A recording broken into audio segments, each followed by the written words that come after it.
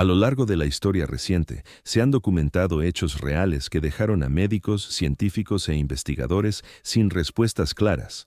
Personas que desaparecieron en circunstancias imposibles, muertes sin causa verificable, hallazgos que contradicen modelos aceptados y eventos registrados con precisión, pero nunca explicados. Casos archivados, informes inconclusos y silencios oficiales que aún persisten. Hoy analizaremos estos misterios reales que la ciencia nunca pudo explicar.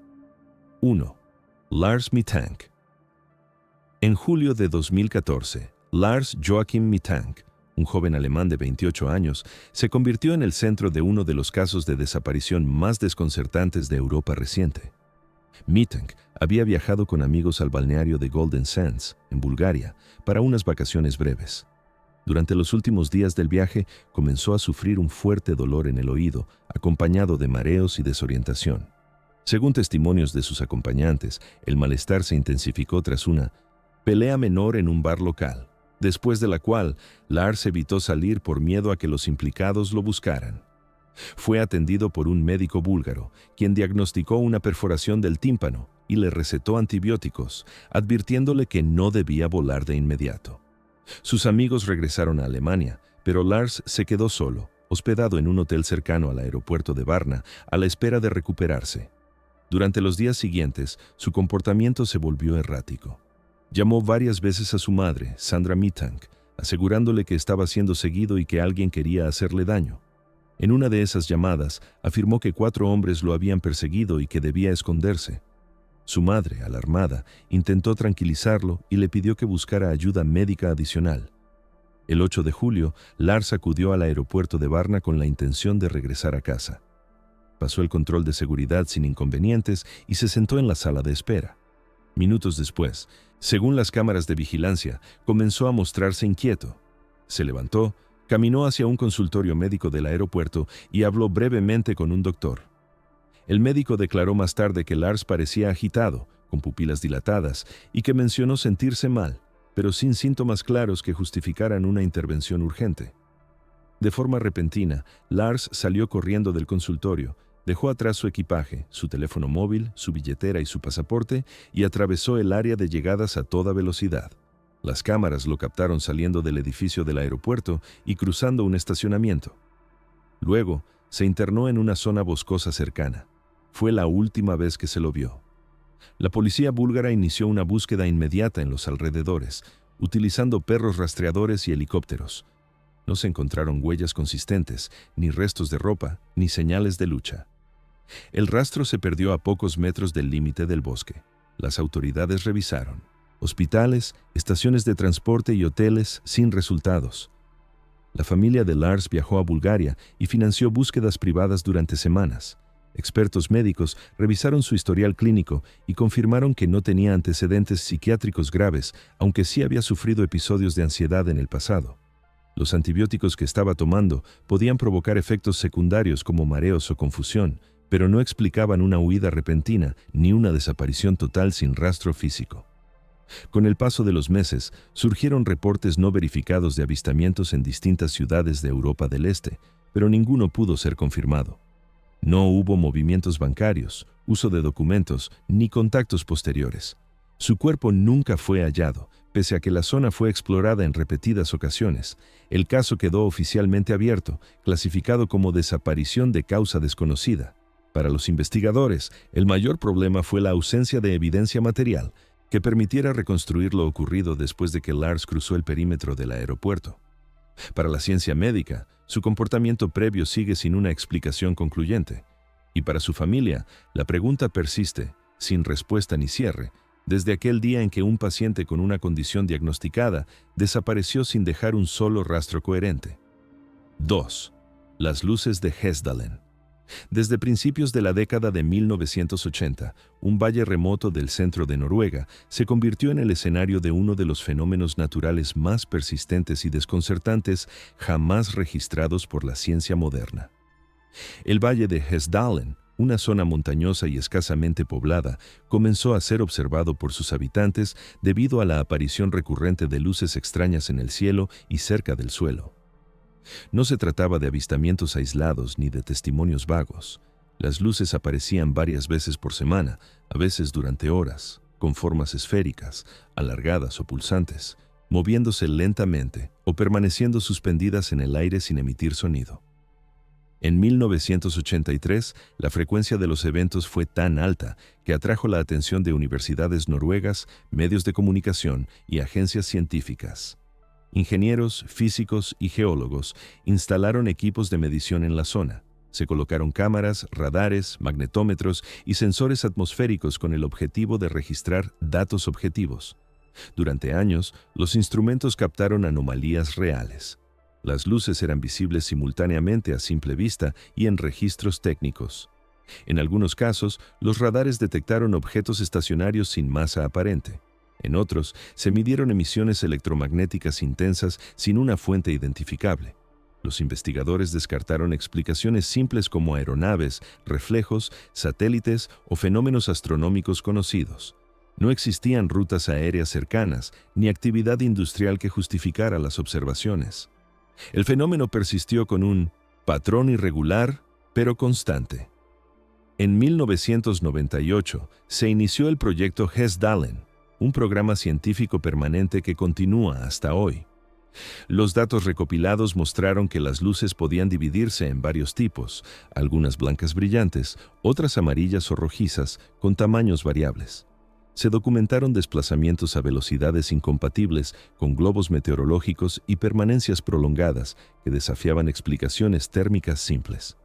Se propusieron hipótesis basadas en procesos naturales, como reacciones químicas entre minerales del suelo, ionización del aire, descargas eléctricas poco comunes o plasma natural. Sin embargo, ninguna teoría logró explicar todos los aspectos observados. Algunos modelos funcionaban en laboratorio, pero no podían reproducir las condiciones exactas del valle. Otros requerían combinaciones geológicas extremadamente raras que no se encontraron en otros lugares con características similares. Lo más inquietante para la comunidad científica fue la regularidad temporal. Durante décadas, las luces continuaron apareciendo incluso cuando no había observadores presentes. Los sistemas automáticos registraron eventos sin intervención humana. No se detectó correlación clara con tormentas, actividad solar o cambios sísmicos. Tampoco se pudo vincular el fenómeno con ciclos climáticos conocidos. A pesar del interés internacional, los estudios fueron reduciéndose con el tiempo por falta de conclusiones verificables. Los informes oficiales reconocieron la existencia del fenómeno, pero evitaron afirmaciones definitivas. En documentos académicos se utilizó un lenguaje cauteloso, describiendo las observaciones sin ofrecer explicaciones cerradas. Para los residentes del valle, las luces se volvieron parte del paisaje, aunque nunca dejaron de generar inquietud.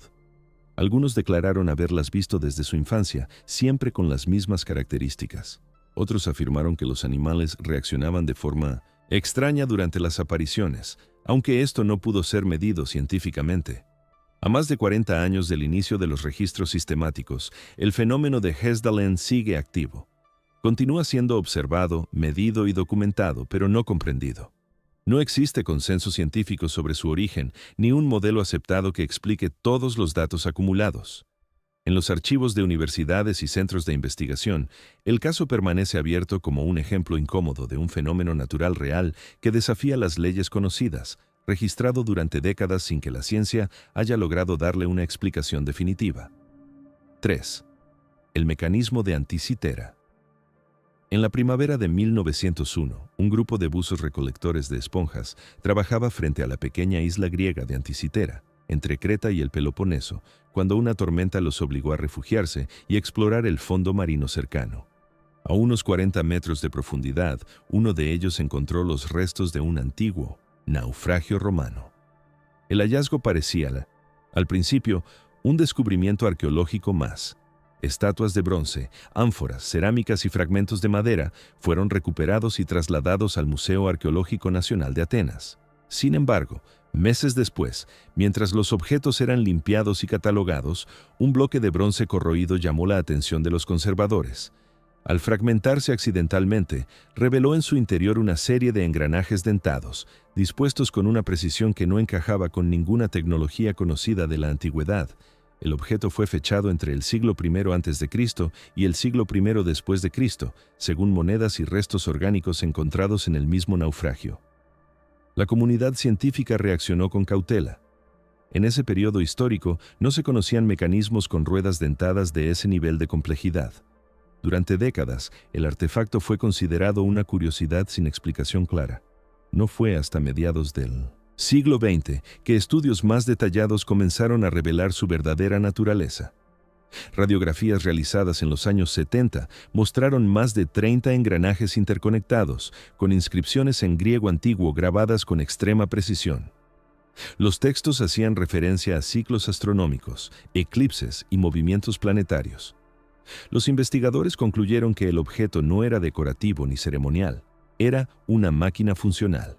Análisis posteriores indicaron que el mecanismo podía predecir posiciones del Sol, la Luna y posiblemente de planetas conocidos en la antigüedad, además de calcular eclipses con notable exactitud. Algunos lo describieron como un dispositivo astronómico portátil, otros como un calendario complejo. Lo que resultaba inquietante no era su propósito, sino su existencia misma. No había registros históricos que mencionaran la fabricación de mecanismos similares. Ningún taller, ningún tratado técnico, ninguna referencia escrita que explicara cómo una tecnología así pudo haberse desarrollado y luego desaparecer por completo. La precisión de los engranajes requería conocimientos matemáticos avanzados y técnicas metalúrgicas que, según el consenso histórico previo, no surgirían hasta más de 1000 años después. A lo largo del siglo XXI, nuevas tomografías computarizadas permitieron reconstrucciones digitales cada vez más detalladas. Cada avance confirmaba la complejidad del artefacto, pero también abría nuevas preguntas. Algunas inscripciones estaban incompletas o dañadas, otras hacían referencia a funciones que aún no se comprenden del todo. Se planteó que el mecanismo podría haber sido una pieza única, construida por un reducido grupo de especialistas, o el producto de una tradición técnica perdida. Ninguna de las dos opciones pudo demostrarse. Lo más desconcertante para los historiadores fue el silencio posterior. No se han encontrado otros objetos comparables en excavaciones romanas o griegas. No existen copias, ni versiones simplificadas, ni una evolución tecnológica visible. Es como si ese conocimiento hubiera surgido de forma aislada y se hubiera extinguido sin dejar rastro. Algunos estudiosos señalaron que el naufragio transportaba objetos de lujo, lo que sugiere que el mecanismo pudo haber pertenecido a una élite reducida. Otros recordaron que el mundo antiguo tenía centros de conocimiento avanzados, pero aún así, el nivel de miniaturización y exactitud del mecanismo de Anticitera sigue siendo difícil de integrar en el relato histórico tradicional. Hoy, el artefacto se conserva en Atenas, fragmentado, incompleto y cuidadosamente protegido. Continúa siendo objeto de investigación internacional. Cada nuevo estudio confirma que se trata de un objeto real, auténtico y funcional, pero también que su presencia en ese contexto histórico sigue sin una explicación satisfactoria. Para la arqueología, el mecanismo de Anticitera no es una anomalía fantasiosa, sino una evidencia incómoda de que el conocimiento humano del pasado pudo haber sido más complejo de lo que la historia registrada permite aceptar, y que algunos objetos, aún estando frente a nosotros, siguen sin encajar en el tiempo al que supuestamente pertenecen. 4. Harrison O'Ken. El 26 de mayo de 2013, el remolcador Gascon 4 navegaba frente a la costa de Nigeria, a unos 30 kilómetros del delta del Níger, cuando una tormenta repentina desestabilizó la embarcación. En cuestión de minutos, el barco volcó y se hundió a una profundidad cercana a los 30 metros. La tripulación estaba compuesta por 12 hombres, 11 de ellos murieron casi de inmediato. Harrison O'Ken, cocinero de 29 años, se encontraba en el baño cuando ocurrió el accidente. Al sentir el impacto, el barco se inclinó violentamente y el agua comenzó a entrar con fuerza. O'Ken logró abrirse paso a contracorriente y alcanzar una cabina que, por una combinación de aire atrapado y estructuras internas, no se inundó por completo. Allí quedó encerrado en la oscuridad absoluta. Según su propio testimonio posterior, el nivel del agua le llegaba al pecho. El aire era escaso, el oxígeno disminuía con cada respiración y la presión era constante. Durante las primeras horas, gritó y golpeó las paredes, pero no obtuvo respuesta. El remolcador había sido dado por perdido y las autoridades asumieron que no había sobrevivientes. Durante 2 días y medio, O'Kene permaneció en ese espacio reducido, sin comida, sin agua potable y expuesto al frío del océano. La temperatura corporal descendía lentamente. Para mantenerse con vida, flotaba inmóvil, respirando de forma superficial. Orinó en el agua para evitar beber líquido salado. En entrevistas posteriores, afirmó que rezó en silencio y trató de no moverse para conservar energía. A las 60 horas del naufragio, un equipo de buzos sudafricanos fue enviado para evaluar la posibilidad de recuperar los restos del barco. No esperaban encontrar a nadie con vida. Al introducirse en el casco invertido, uno de los buzos vio una mano salir de la oscuridad. En un primer momento creyó que se trataba de un reflejo o de un cadáver en movimiento por la corriente. La reacción fue de pánico. Minutos después, al verificar signos vitales, confirmaron que el hombre estaba vivo. Las imágenes registradas por la cámara del buzo muestran a O'Kene temblando, aferrado a la estructura, incapaz de hablar con claridad. El rescate fue complejo. La presión del agua impedía una subida rápida. O'Kene tuvo que ser trasladado a una campana de buceo y sometido a descompresión durante varias horas para evitar una embolia fatal. Fue llevado a un hospital en condiciones críticas. Contra lo esperado, no presentaba daños neurológicos severos. No había sufrido hipotermia irreversible ni insuficiencia orgánica múltiple. Los médicos registraron deshidratación, infección pulmonar leve y signos de estrés extremo, pero ningún daño que explicara cómo su cuerpo había resistido tanto tiempo en esas condiciones. Especialistas en fisiología subacuática analizaron el caso. La teoría principal fue que el aire atrapado creó una burbuja respirable y que la inmovilidad redujo el consumo de oxígeno. Sin embargo, los cálculos no cerraban del todo. La concentración de dióxido de carbono debería haber alcanzado niveles letales mucho antes. Tampoco se pudo explicar cómo evitó una intoxicación grave por gases ni por qué la temperatura corporal se mantuvo dentro de rangos compatibles con la vida. Algunos informes mencionaron que el agua, al no ser completamente fría, pudo haber retrasado el colapso térmico, pero no justificaba la duración total de la supervivencia. O'Kene fue dado de alta semanas después y regresó a su vida cotidiana, aunque declaró sufrir secuelas psicológicas persistentes. El caso fue documentado en reportes marítimos y estudios médicos y sigue siendo citado como un ejemplo excepcional. No se registraron otros sobrevivientes en condiciones similares en naufragios comparables. Para la ciencia, el episodio plantea una serie de incógnitas incómodas sobre los límites reales del cuerpo humano. Para los investigadores, la falta de una explicación fisiológica completa mantiene el caso abierto. Y para quienes analizaron los datos, la supervivencia de Harrison O'Kene sigue siendo un hecho verificable que ocurrió bajo condiciones que, según el conocimiento médico actual, no deberían haber permitido que una persona siguiera con vida. 5. El caso de Annette Green. En enero de 1987, Annette Green, una mujer de 41 años residente en Minneapolis, fue ingresada en el Hennepin County Medical Center tras semanas de fatiga extrema, pérdida de peso y dolores persistentes en el abdomen. Los estudios iniciales revelaron múltiples masas en el hígado y el páncreas. Una biopsia confirmó el diagnóstico de adenocarcinoma pancreático en fase avanzada, con metástasis hepática. El informe patológico fue firmado por 2 especialistas independientes. El pronóstico era claro. Según los registros clínicos, a Annette se le comunicó que la expectativa de vida no superaba los 6 meses.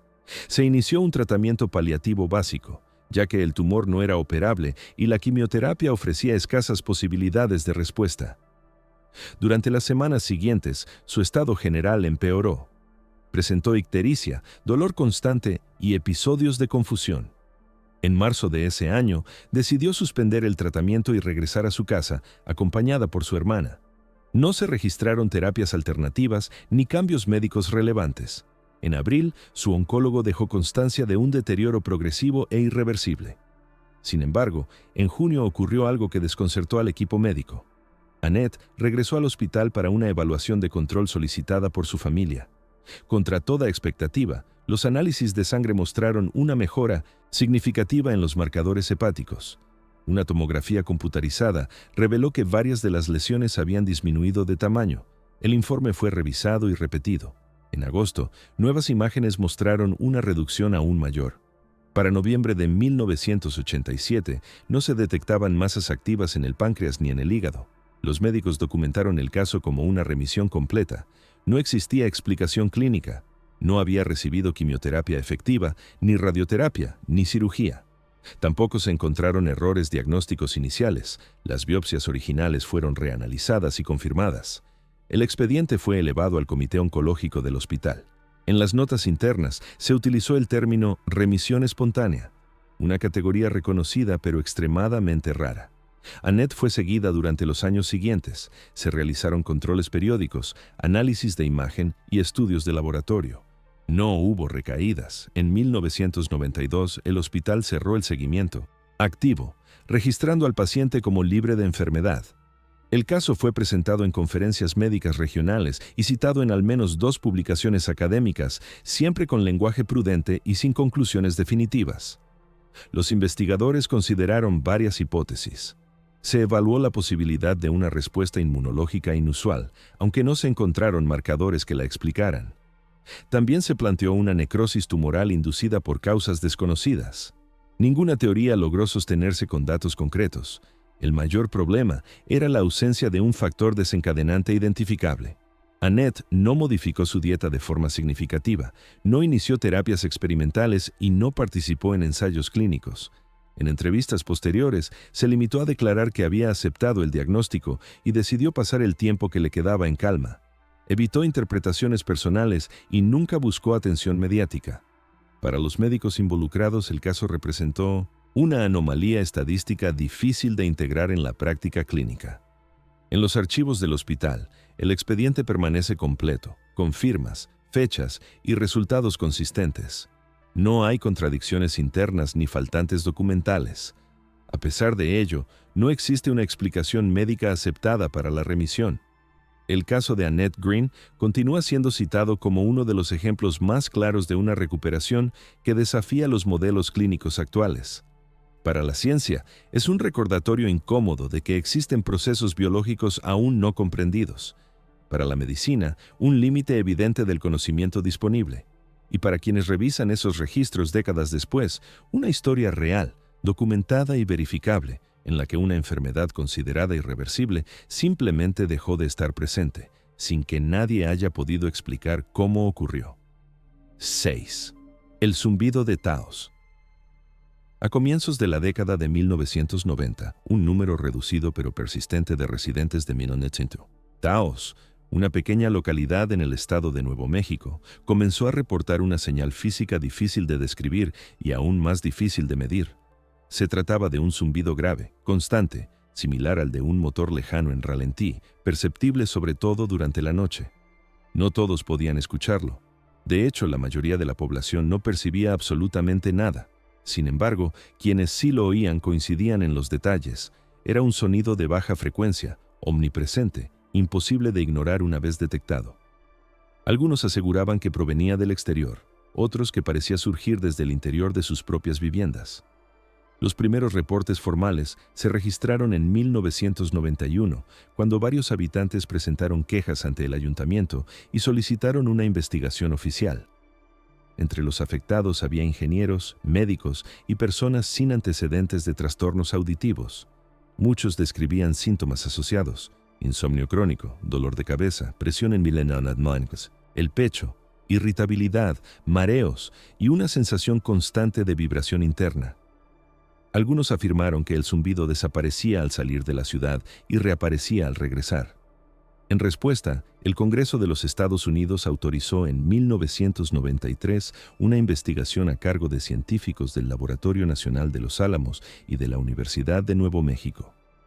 Se desplegaron equipos de medición acústica, sensores sísmicos y dispositivos electromagnéticos en distintos puntos de Taos y sus alrededores. Durante semanas, los investigadores intentaron registrar cualquier señal física que coincidiera con los horarios reportados por los afectados.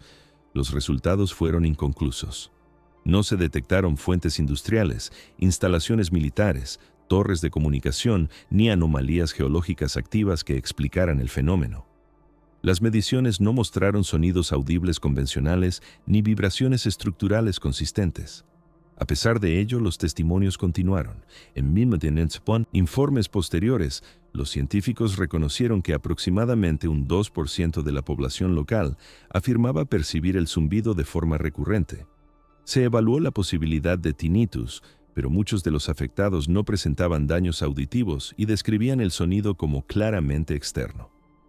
Otros especialistas sugirieron que podría tratarse de infrasonido, ondas sonoras por debajo del umbral auditivo humano, capaces de generar malestar físico sin ser fácilmente detectables por equipos estándar.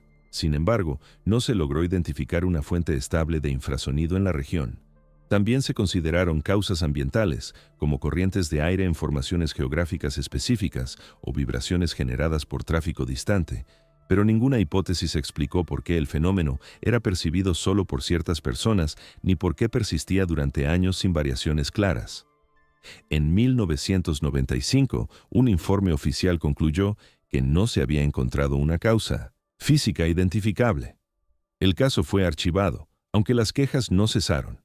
Durante las décadas siguientes, se registraron reportes similares en otras partes del mundo, en Canadá, el Reino Unido y Australia, lo que llevó a los medios a referirse al fenómeno como un tipo específico de zumbido ambiental. Sin embargo, el caso de Taos sigue siendo uno de los más estudiados y documentados.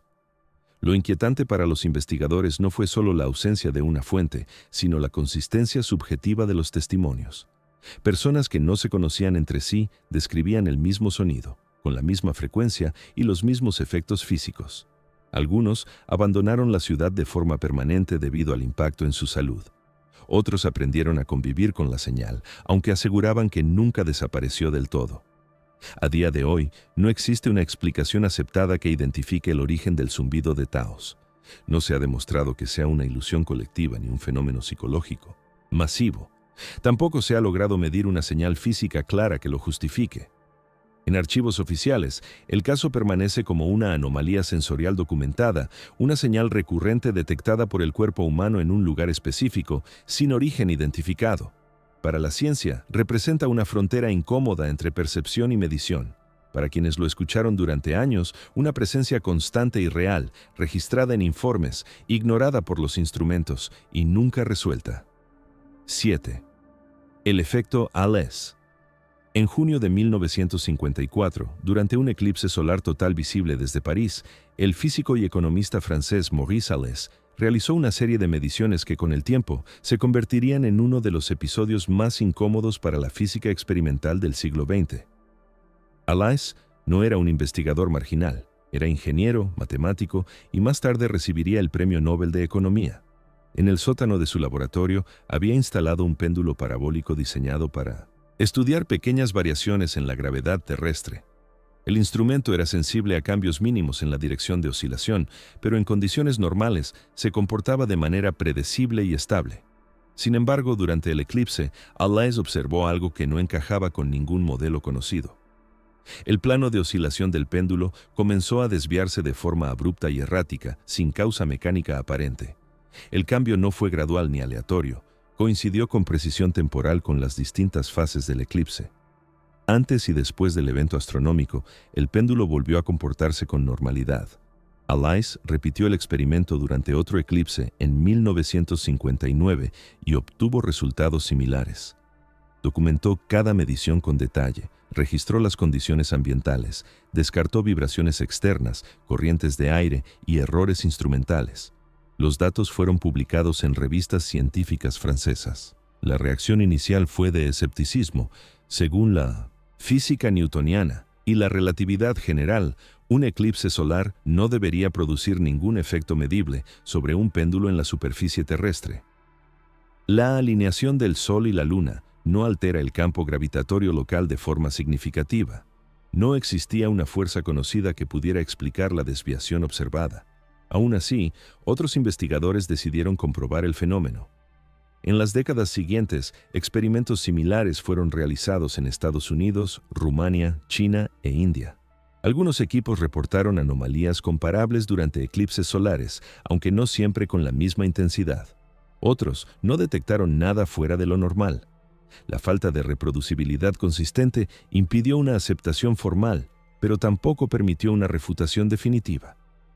En 1997, durante un eclipse total visible en China, un grupo de físicos de la Academia de Ciencias de China realizó mediciones con péndulos y gravímetros de alta precisión.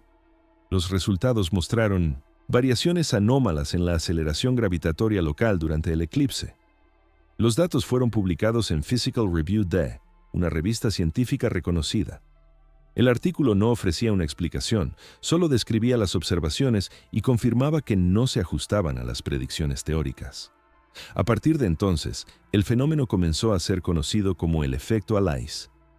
Lo inquietante del caso no es solo la anomalía en sí, sino su estatus dentro de la ciencia. No ha sido clasificado como error experimental, pero tampoco como un nuevo fenómeno físico aceptado. No existe una teoría que lo explique sin introducir contradicciones mayores. Algunas hipótesis sugirieron interacciones gravitatorias desconocidas, otras hablaron de efectos atmosféricos sutiles o de respuestas instrumentales no comprendidas. Ninguna logró consenso. Los informes oficiales suelen describir el efecto como no confirmado, pero evitan afirmar que sea inexistente. La comunidad científica se encuentra dividida. Para algunos, se trata de ruido estadístico amplificado por expectativas. Para otros, los datos son demasiado consistentes como para ser ignorados. Lo que resulta notable es que, a diferencia de muchos fenómenos controvertidos, el efecto Alice no ha sido desacreditado formalmente. No hay un estudio definitivo que demuestre que las observaciones originales fueron erróneas. Tampoco se ha reproducido de forma controlada y universal. Permanece en una zona gris, documentado por expertos, publicado en revistas revisadas por pares y al mismo tiempo incompatible con las leyes conocidas. Maurice Allais continuó defendiendo la validez de sus mediciones hasta su muerte en 2010. Nunca afirmó haber descubierto una nueva fuerza. Se limitó a insistir en que los datos existían y que la física debía explicarlos. Décadas después, el efecto sigue siendo citado en literatura científica marginal y en informes técnicos, pero rara vez discutido en profundidad. Cada eclipse solar ofrece una nueva oportunidad de medición y, en algunos casos, nuevas anomalías. Sin embargo, ninguna institución ha asumido el fenómeno como una prioridad de investigación. En los archivos de la ciencia, el efecto Alice permanece como un registro incómodo. Un evento observado por expertos, medido con instrumentos reales, repetido en distintos lugares y momentos, que contradice leyes aceptadas sin haber sido refutado oficialmente. No es una teoría ni una creencia. Es un conjunto de datos que sigue esperando una explicación que, hasta hoy, no ha llegado.